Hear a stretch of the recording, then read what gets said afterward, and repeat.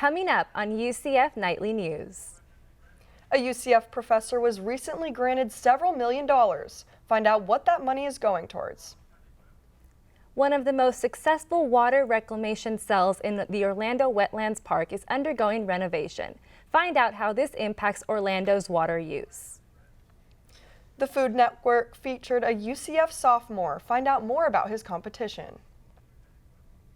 In sports, the UCF football and volleyball teams are both in Cincinnati tonight. We'll tell you all we know about the games coming up. Nightly News starts now.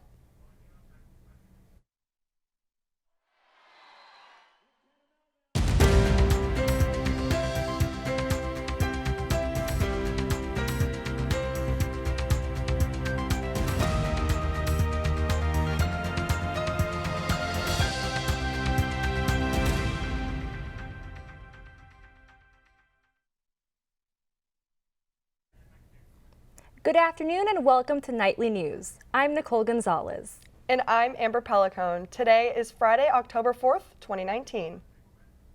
We have the latest updates from last week's story. UCF chemistry professor Dr. Ahn is on paid leave until the investigation is over. Nightly News reporter Mackenzie Drigo fills us in. Since losing their chemistry professor in the middle of the semester, the students have received new curriculum. Because of the pricey new textbooks, they have joined together on their own time to create a study group and hired a tutor. Some of the classes protesting on Tuesdays and Thursdays during class time by studying somewhere else. Because of the new syllabus change, students have to get new textbooks just like this one. There is a GroupMe text that has over 30 students organizing times and dates. A lot of the students like Marial, Butler feel that the textbook is too expensive, and in order to pass the class, students have to teach the material to themselves.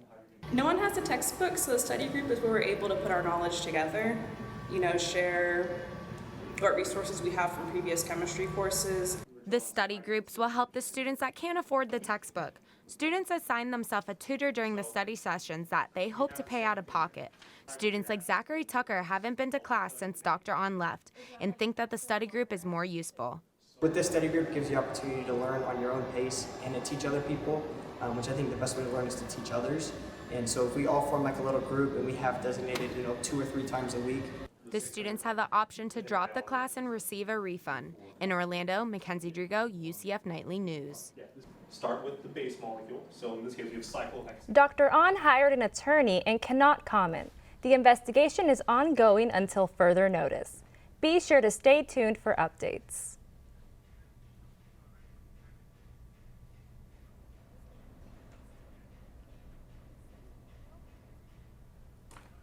With cold and flu season in full swing, UCF students and faculty are beginning to feel the effects.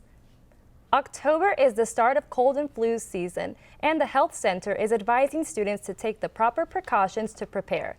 Physicians advise students to receive the flu shot frequently, wash their hands, and ultimately receive enough rest to avoid the flu. UCF Wellness and Health Promotion Services offers students well-being kits on the first floor of the RWC. UCF held its annual health expo where they distributed 838 flu shots to the UCF community. Dr. Michael Deichen says exhaustion in many students diminishes their health and makes them more prone to catching the flu. Like a lot of students do, you're more prone to illness. Your immune system is somewhat diminished and you're more apt to get ill. So the best you can, try to get adequate rest, because from now through February, March, flu's out there and you don't want to get it. Deichen says every year for the past 7 years, there has been an increase in UCF students receiving flu vaccines. Free flu shots are offered each fall to UCF students, faculty, and staff. October marks Breast Cancer Awareness Month. Nightly News reporter Jayla Wilkes tells us how we can commemorate this important month.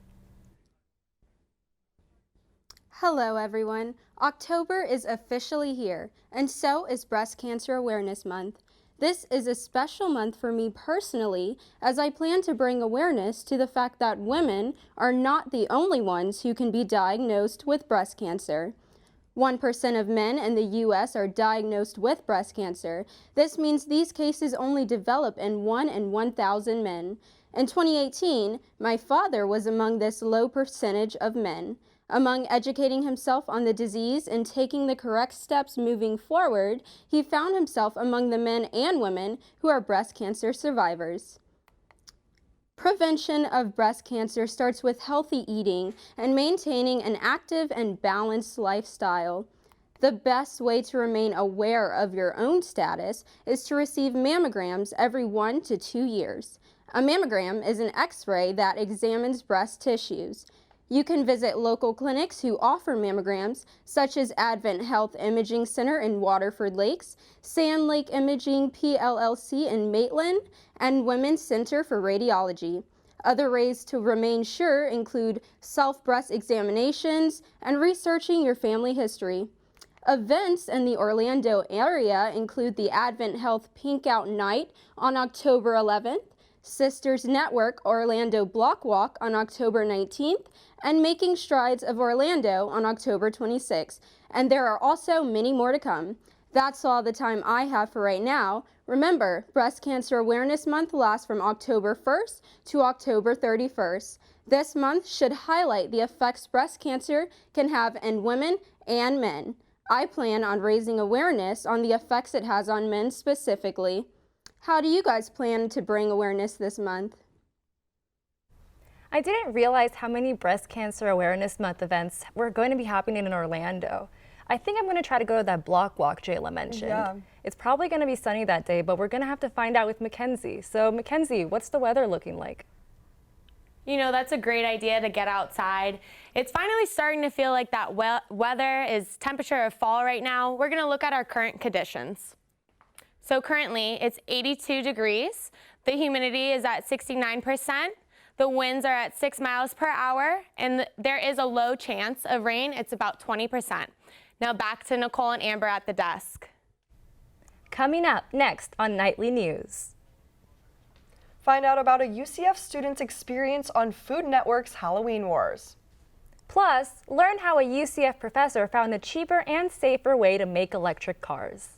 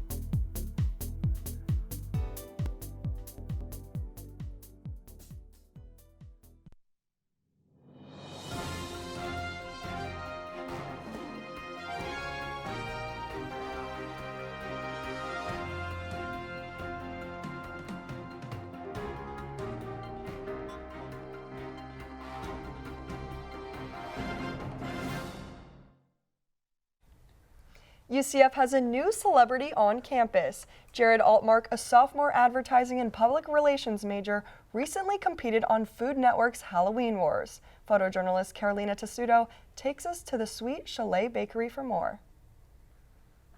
As a kid, I obsessively watched the Food Network. Shows like Ace of Cakes and Food Network Challenge really showed me the possibilities of what cake can be as an art form.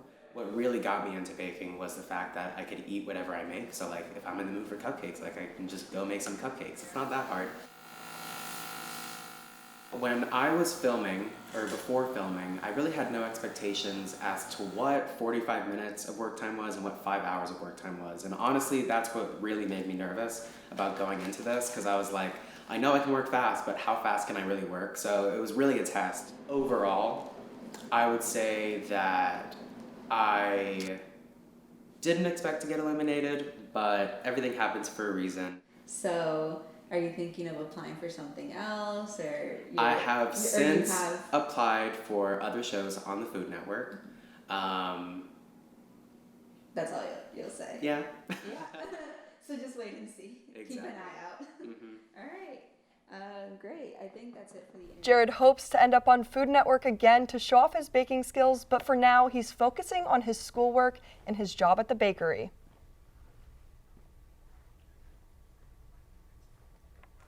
You know, Amber, that cake sounds so delicious right now. I know, I was just looking at the detailing of everything he was doing, and I could never. I'm so impressed. Seriously, very talented.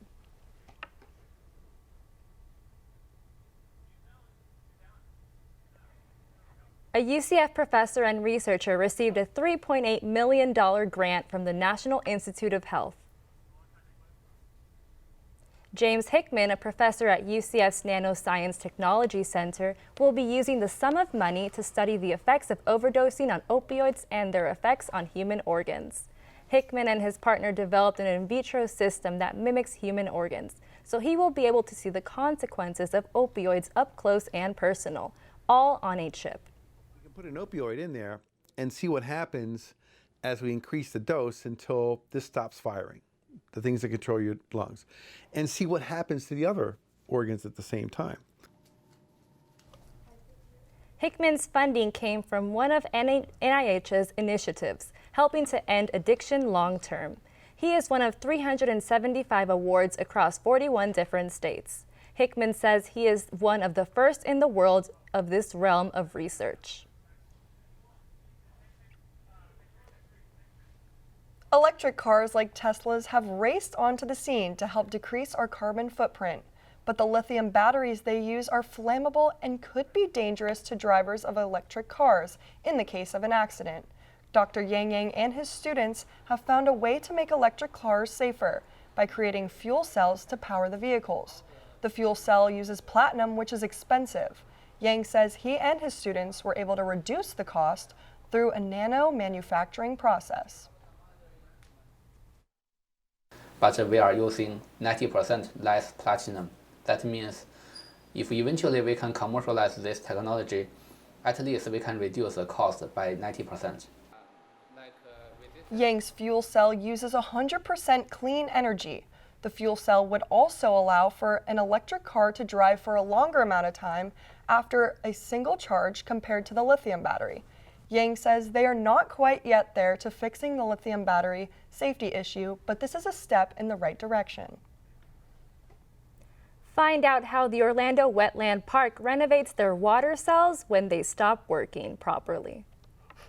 Plus, you'll hear one email that made UCF Greek life this week panic.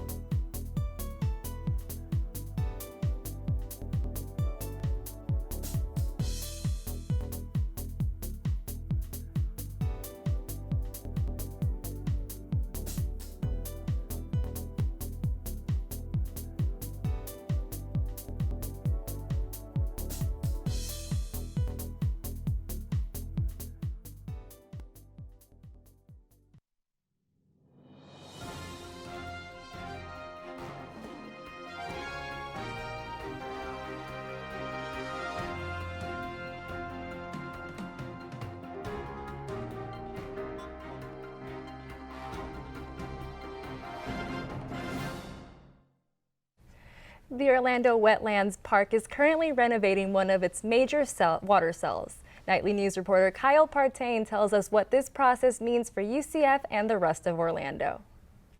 The Orlando Wetlands Park is a water reclamation site that treats water to be reused by UCF and the city of Orlando. The park uses a combination of water cells and plant life to treat the water, and given enough time, those water cells need to be renovated.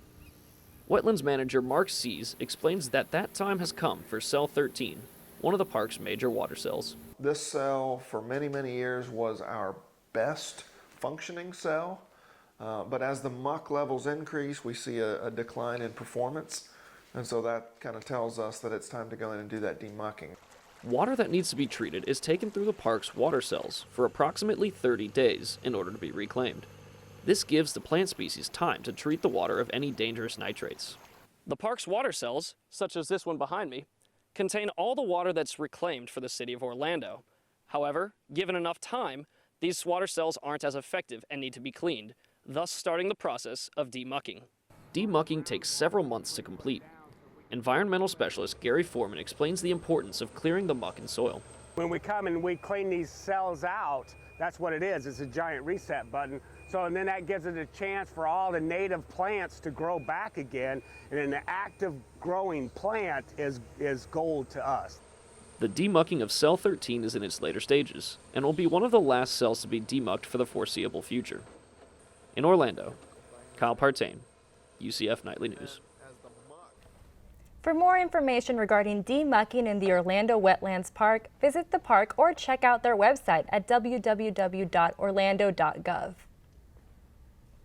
Earlier this week, Greek students panicked after seeing a screenshot of what they believed to be the end of their Lake Claire tailgates. Nightly News reporter Caitlin Pickens tells us how this misconstrued email sparked a controversy across campus. But recent game day messes caused the grass area to close this week. This screenshot of an email from Recreation and Wellness got sent around to students everywhere. One student even made a petition that gained thousands of signatures in just a few hours. Student body president Kyler Gray says he received numerous texts and calls with student concerns after they first saw the screenshot. It was a bit steamy in there with the comments that were coming and the overall curiosity if they were true. RWC's Scott Morrow says people took the message out of context and Greek tailgates are still a go. This email yesterday simply was stating, hey, we cannot grant you this request. I know that request was put in some time ago, but it had nothing to do with their game day. After fraternity house tailgates became prohibited, Lake Claire is now the tailgate place to be. Students worry that their favorite game day spot may be taken away. Gray says Greeks will not be pushed out of Lake Claire under his tenure. He thinks RWC and Greeks need to hear each other's frustrations and come to a middle ground. Phi Delta Theta tailgate chair Evan Griffiths says this isn't the first time he heard this tailgate rumor. I have heard, through the grapevine that it could be taken away. I can't say from who. We have some inside sources. Right now, Lake Claire is still open to Greeks on game days. Reporting in Orlando, Caitlin Pickens, UCF Nightly News. And Kyler Gray says he has alternative tailgate spots in mind if Greek life ever does get kicked out of Lake Claire. The RWC is still reviewing the reservation suspension of Alpha Epsilon Pi following the original email. You may have noticed paintings slowly appear on the temporary walls in the student union. The mural of Pegasus wings are slowly forming and will eventually be a photo op for students to stand in the middle to take a picture. UCF Marketing says the murals are designed to brighten each other's day and boost school spirit. They painted the head of Nitro on the wall this summer right across from the Pegasus Ballroom. They wanted to make the most of their opportunity to use the free walls before construction ends. Nicole, now that it's October, I was really hoping that the weather would cool down a little bit, but coming in this morning, I was sweating. Oh, definitely. I could feel the heat coming in, and it's perfect weather to be outside right now, even if it's a tiny bit hot. So Mackenzie, what is the weather forecast looking like for this week? You guys, it's actually looking great. You should go out to the beach this weekend. So right now, let's look at our highs and lows across Florida. So in Tallahassee, we have a 96 degrees. In Jacksonville, there's a 91 degrees. In Orlando, it's about 90 degrees today. In Tampa, it's a 92. And down in Miami, it's 86 degrees. So now let's look at our lows. Up in Tallahassee, it's a 70 degrees. Up in Jacksonville, it's around 72 degrees, not so bad.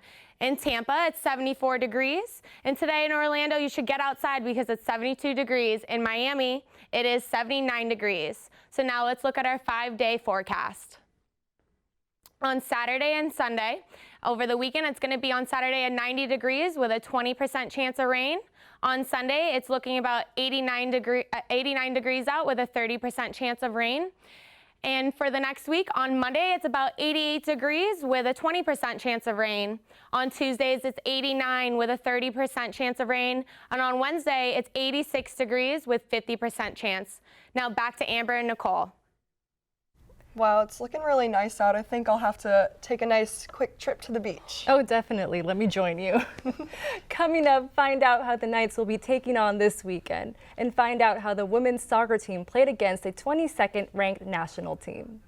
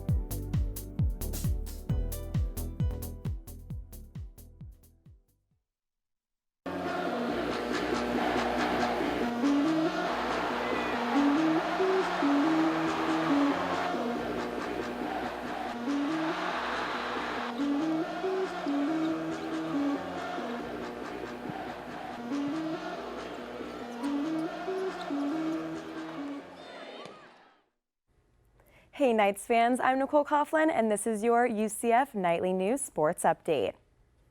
The UCF Knights have another difficult road test this week before their bye week.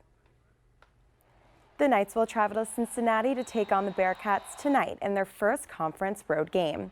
The Knights got the better of them last year with the college game day in town. The Bearcats look to get revenge the same way Pittsburgh got their revenge. Head coach Josh Heupel tells us the challenges they will face against the Bearcats. You gotta operate together, and so if we're dialed into our game plan, anticipate what we're seeing on the other side based on the look pre-snap, putting ourselves in a good position in all three phases of the game, then we'll give ourselves a chance to play our best football. The Knights hope they can avoid another road letdown and that quarterback Dylan Gabriel can get off to a faster start than the game at Pittsburgh. The game is tonight at 8 p.m. on ESPN. The UCF Knights came away with a huge road victory against the 22nd ranked SMU Mustangs. The Knights faced the Mustangs last night at 8 p.m. Zandy Story and Kristen Scott each had a goal in the game. The Knights improved their record to 7 wins, 2 losses, and 2 ties. They will stay in the state of Texas going into the weekend as they prepare to face the Houston Cougars on Sunday at 2 p.m. The UCF men's soccer team will resume conference play Sunday after their dramatic win against FAU. They will travel to Texas to take on the SMU Mustangs. Midfielder Luis Perez is looking to continue strong play after his 2-goal game. The Knights are looking to hand SMU their first loss of the season. Although the Knights are 11th in ranking, the Mustangs are currently 9-0 and are number 4 in the country. The Knights and Mustangs will take the field 8 p.m. on Sunday. UCF football has a 3-game winning streak with hopes to continue that streak this weekend. Today, the Knights played Cincinnati. This Sunday, they take on ECU at 1 p.m. And that's our time for right now. Thanks so much for joining us. Remember, you can always keep up with us during the week on our Instagram at UCF Nightly News. And if you've got a story idea you'd want us to know about, send it to our email. You can reach us at nightlynews@gmail.com. Thanks for watching and have a great day.